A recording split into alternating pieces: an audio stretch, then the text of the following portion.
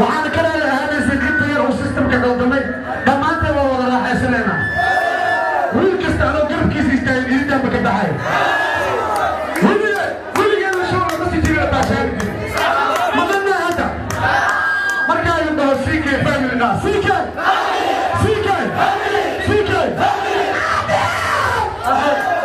ariya kale dan hadi waa faraxsanahay social media hadday geliyaan waa isku dhaxeen waa buugaan hadda